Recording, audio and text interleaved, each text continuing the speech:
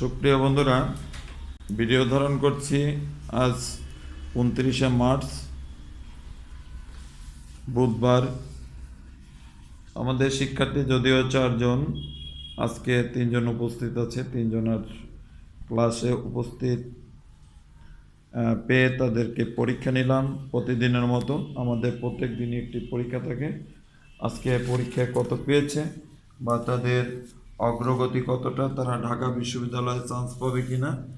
এই যে আমাদের 19টা পরীক্ষা পর্যন্ত হয়েছে, তো 19টা পরীক্ষার ফলাফল বা 19টা পরীক্ষায় তাদের কতটা ট্যালেন্ট তৈরি করতে পারছি বা তারা কতটা ট্যালেন্ট নিজেরা হতে পারছে, এটাই আমরা জানব।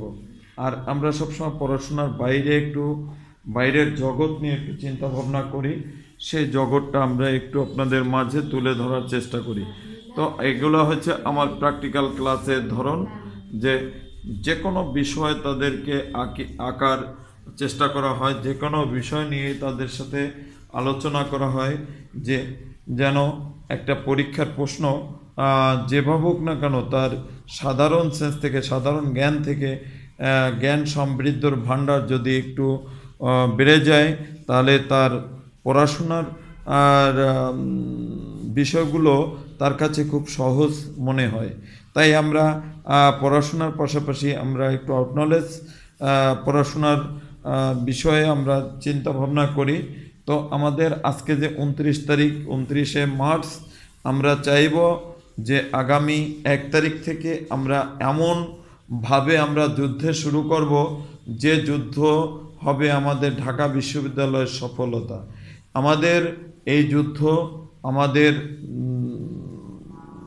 যে দীর্ঘ দিন ধরে আমরা অনেক পরিশ্রম করে আমরা ঢাকা বিশ্ববিদ্যালয় পরীক্ষা চান্স পাওয়ার জন্য আমরা চেষ্টা করব। বিগত দিন আমাদের গত বছরও 2 জন শিক্ষার্থী আমাদের ঢাকা বিশ্ববিদ্যালয়ে চান্স পেয়েছিল মাত্র 7 দিন আমার ব্যাচে ক্লাস করে। তো আমার ব্যাচের 7 দিনে আমি কিভাবে তাদের চান্স পাওয়ালাম, এবং তাদের মেরিট পজিশন 18তম মেরিট হয়েছিল, আর একজনের হয়েছিল 121। তো 18 আর 121 এই দুজনকেই মাত্র 7 দিনের আমি ব্যাচ করিয়ে আমি তাদেরকে প্র্যাকটিক্যাল বিষয় নিয়ে শুধু ব্যাচটা করেছিলাম। তারা গুচ্ছের রেজাল্ট অর্জন করেছিল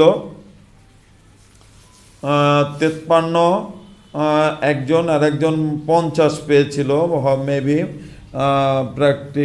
থিওরি যদিও আমার কাছে ওই ভিডিওটা আপনাদের কাছে দেওয়া আছে, ওখানে বলা আছে, আপনারা দেখতে পারেন। আমি একজন 53 আর একজন মনে হয় 50 কি 48 এই। তো আমরা সেই ভিডিওটা আমরা আমাদের সাইডে পোস্ট করা আছে। আপনার যদি জাস্টিফাই করতে মন চায় তাহলে সেটা করতে পারেন। কিন্তু কেন এই কথা তুলে ধরছি বন্ধুরা, তাদের আমি 7 দিন ব্যাচ করালাম। সকাল 8টা থেকে আমি রাত 8টা পর্যন্ত তাদের এখানে আমি একটানা ক্লাস করিয়েছি।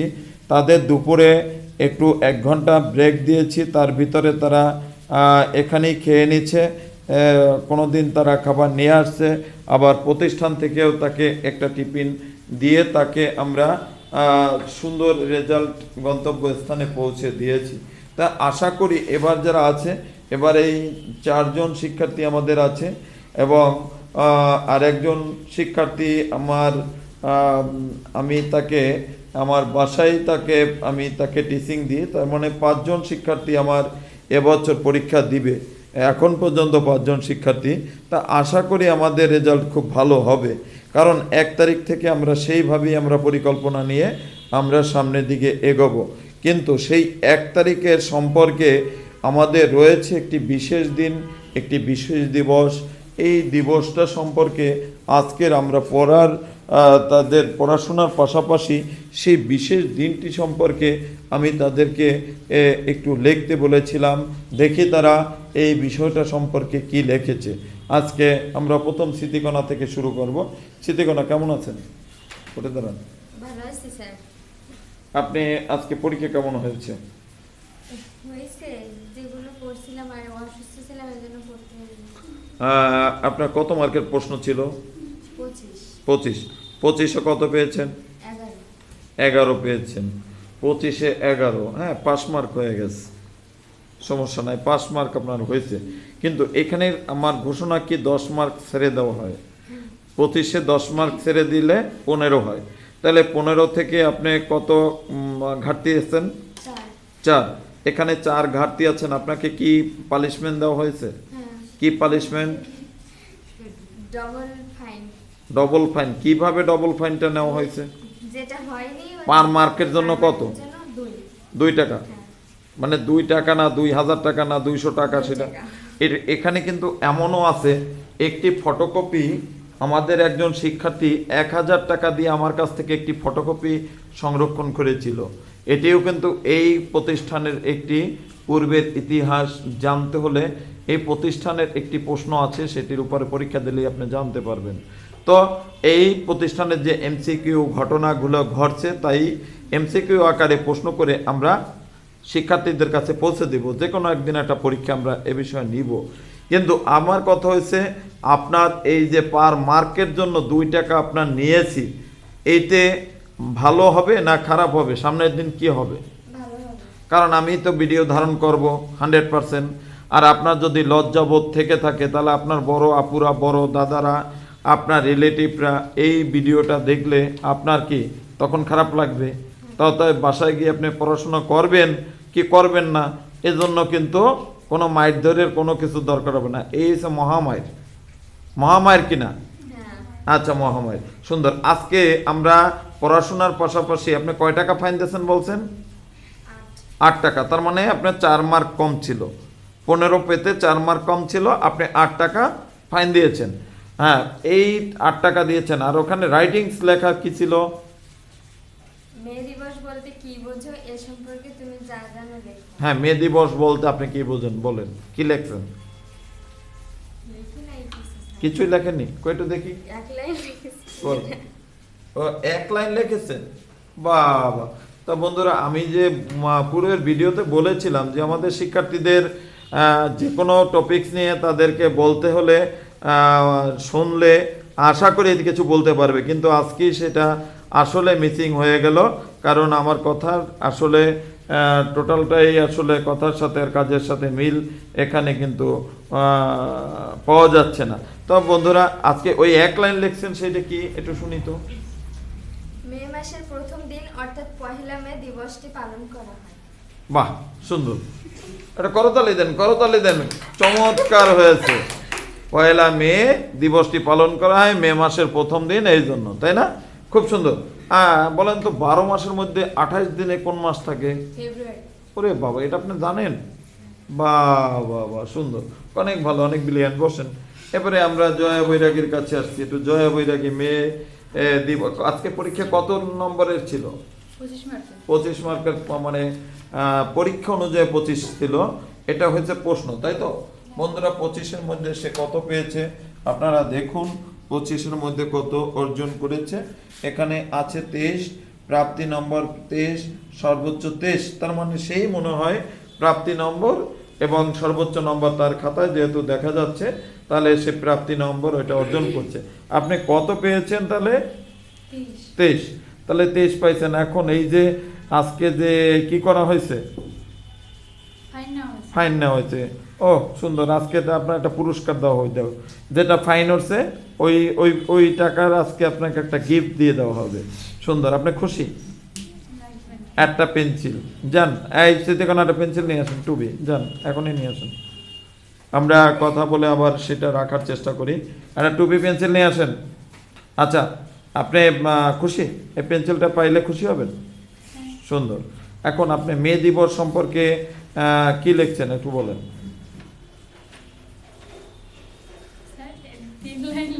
হ্যাঁ, কি লিখছেন সেটা বলেন।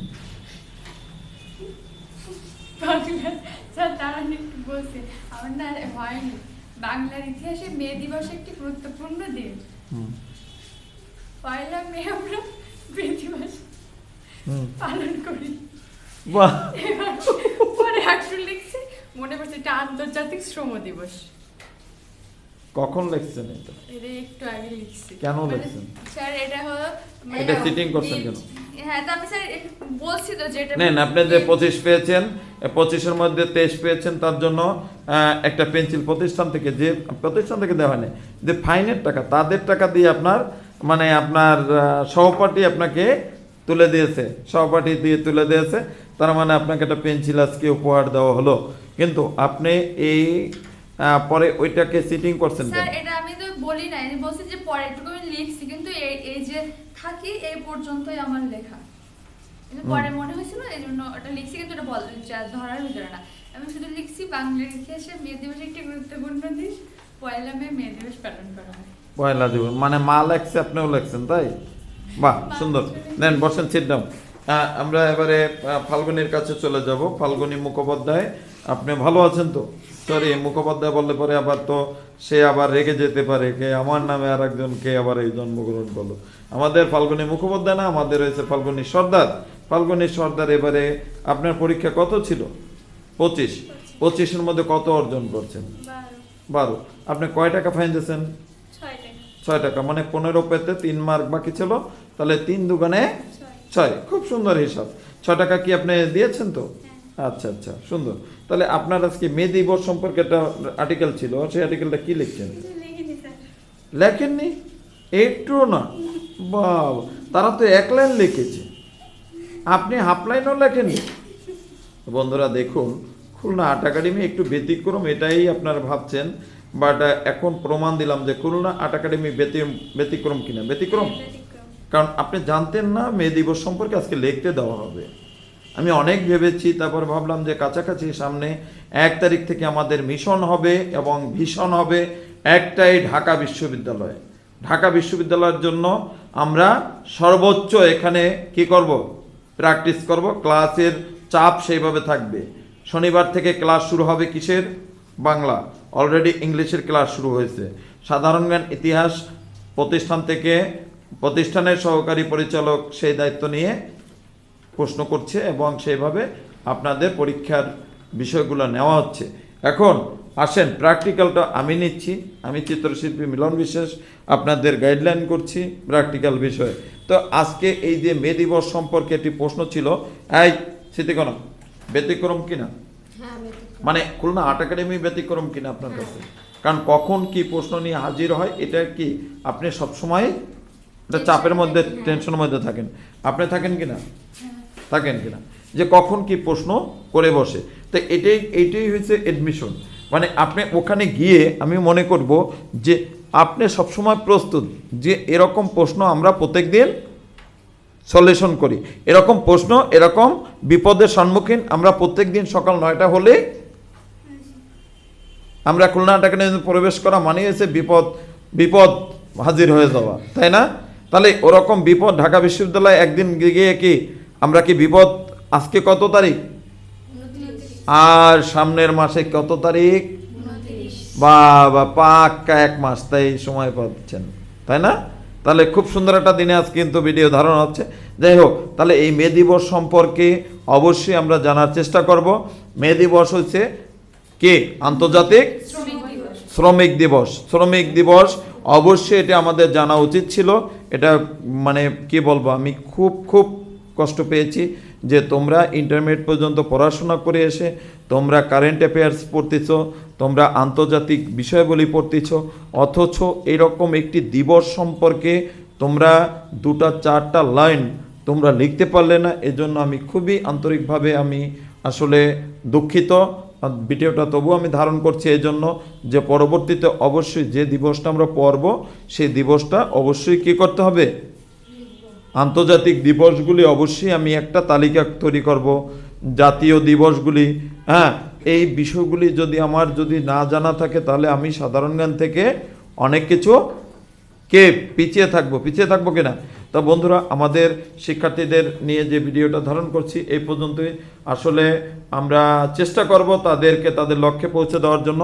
আর যেটা না বললেই নয়, আসলে গত বছর যাদেরকে আমি চান্স পাওয়াইছি 18তম হয়েছে এবং 121তম, কিন্তু লজ্জার বিষয় যে আমাদের দেশের এডমিশন টেস্টের বিষয়গুলি যেভাবে পরিচালনা করে, মানে আসলে একজন শিল্পী 4 বছরে শিল্পী তৈরি করা সম্ভব না, কিন্তু আমরা এমনভাবে পরিচালনা করে যে প্রথম থিওরি পরীক্ষাটা নিয়ে তারা প্র্যাকটিক্যালটা পড়ে নেয়।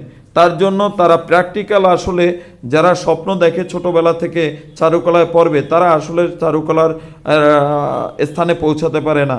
একজন মেধাবী স্টুডেন্ট দিয়েই ছবি আঁকা সম্ভব না, একজন মেধাবী স্টুডেন্ট দিয়ে দুইটা কবিতা লেখা সম্ভব না, একজন মেধাবী স্টুডেন্ট দিয়ে দুইটা ছবি আঁকানো সম্ভব না।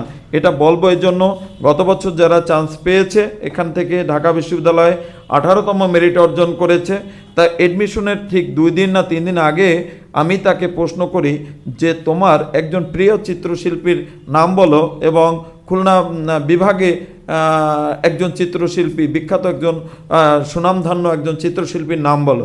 তা সে ব্যক্তি বলতে পারছিল না। তখনই আমার খুব খারাপ লেগেছিল এবং আমি SM সুলতানের নামটা উল্লেখ করি তাদের সম্মুখে। তারপরে তারা বলে তিনি কি এখনও জীবিত আছে? এটা এই স্টুডেন্টটি ঢাকা বিশ্ববিদ্যালয়ে 18তম মেরিটে অর্জন করেছে এবং 121তম মেরিটে অর্জন করেছে। তাই লজ্জানীয় বিষয়টা হলো এই যে বাংলাদেশে বসবাস করে বা খুলনা বিভাগে বসবাস করে SM সুলতানের নামটা যে জানে না, সে তাকে যদি শিল্পী হওয়ার জন্য তাকে সুযোগ দেওয়া হয় বা সুযোগ পেয়ে থাকে, তাহলে সে ভবিষ্যতে আসলে কি শিল্পী হবে এটা আসলে বিজ্ঞ লোকরা আপনারাই বিবেচনা করবেন। আমরা এন্টিকাটার থেকে কি হয়, এন্টিকাটারের নামটা পর্যন্ত জানে না, অথচ যারা চারুশিল্পী হিসাবে স্বপ্ন দেখছে, ছোটোবেলা থেকে স্বপ্ন দেখে আসছে এবং তারা ওরকম 20-25 জন শিল্পীদের জীবন বৃত্তান্ত তারা মুখস্থ বলতে পারে, তারা দেখা যায় চারুকলায় পড়ার সুযোগ পায় না। তাই বলবো অবশ্যই ভাইবা নেওয়া উচিত এবং চারুশিল্পীদের, যাদের শিল্পী তৈরি করার জন্য 4 বছরের অনার্সের অর্থাৎ গ্রাজুয়েশনের জন্য যে 4 বছরের একটি পড়াশোনার জন্য যে সুযোগ রয়েছে, সেখানে অবশ্যই প্র্যাকটিক্যালভাবে পরীক্ষা নেওয়ার পরে যে ভাইবা বোর্ডে তাদেরকে শিল্পীদের সম্পর্কে কিছু প্রশ্ন করা উচিত হয়। কারণ আমার দেখা মতে বা আমার জানা মতে আমি অনেক কিছুই আমি দেখেছি। কারণ আমি 2010 সাল থেকে আমি খুলনা আর্ট একাডেমিতে চারুকলা ভর্তি কোচিংটি যে পরিচালনা করে আসছি, তার ভিতর থেকে আমি অসংখ্য শিক্ষার্থী পেয়েছি যে 6 মাস 1 বছর চারুকলায় পড়ার পরে তার সাবজেক্টটা বন্ধ করে সে আবার ডিগ্রিতে চলে যায় বা বেসরকারি কোনো ইউনিভার্সিটিতে চলে যায়। কারণ ওখানে গিয়ে দেখে যে চারুকলার সাবজেক্টে খুব কঠিনভাবে তার ওই বিষয়টা, তার ছবি আঁকা এবং তার পড়াশোনা সার্বিকভাবে যে প্রেশার রয়েছে সেখান থেকেও পিছপা দিয়ে আসে। তাই আমি বলবো যে যারা স্বপ্ন দেখছে, যারা প্রকৃত শিল্পমনা, যারা প্রকৃত শিল্পী হতে চায়, তারা আসলে শিল্পী হতে পারে না। তাই বলবো যে কাউকে একটি বিষয়কে যারা স্বপ্ন দেখছে তারা সেই সুযোগটা পাচ্ছে না, আর যারা স্বপ্ন দেখছে না তারা ওই অন্য কোথাও না পেয়ে তারা দেখা যায় কি এখানে চারুকলায় টিকে গেছে, সেখানে তারা ভর্তি হয়, কিন্তু কিছুদিন পরে সেখান থেকে আবারও তারা পিছপা দিয়ে তারা পিছনে চলে আসে। তাই বলবো বিজ্ঞজনরা যদি এই ভিডিওটা দেখেন আর আমি যদি কোনো কিছু ভুল করে থাকি ক্ষমা সুন্দর দৃষ্টিতে দেখবেন। তো আপনারা সবাই ভালো থাকবেন এমনটা প্রত্যাশা রেখে এই ভিডিওটা আমি এখানেই শেষ করছি। আমি এই দেশের যারা গুরুজন ছিলেন, যারা প্রকৃত শিল্পমনা মানুষ ছিলেন, তাদেরকে আমি স্মরণ করছি। আমাদের জয়নুল আবেদিন, যাকে শিল্পাচার্য বলা হয়, শিল্পাচার্য জয়নুল আবেদিনকে স্মরণ করছি এবং আমরা বিনম্র শ্রদ্ধা জানাচ্ছি এবং আরও জানাচ্ছি আমাদের খুলনা বিভাগের গৌরব, যার দেশে এবং দেশের বাইরে সারা বিশ্বে বহির্বিশ্বেও তাদের নাম ছড়িয়ে পড়েছে, SM সুলতান, তার ডাকনাম ছিল লাল মিয়া। তাকেও আমরা বিনম্র শ্রদ্ধা জানিয়ে এই ভিডিওটা এখানে শেষ করছি। সকলকে ধন্যবাদ জানাচ্ছি আমাদের এই ভিডিওটা এত সময় দেখার জন্য। আর আমি আপনাদের কাছে আশীর্বাদ প্রার্থনা করছি, সবাই আমাকে আশীর্বাদ করবেন। আমি যে দায়িত্ব নিয়ে তাদেরকে পড়াবার জন্য ভর্তি করিয়েছিলাম, যে অঙ্গীকার নিয়ে, সেই অঙ্গীকার জন্য পালন করতে পারি এমনটাই প্রত্যাশা রেখেই এখানেই শেষ করছি ভিডিওটা। সকলকে আবারও ধন্যবাদ জানিয়ে।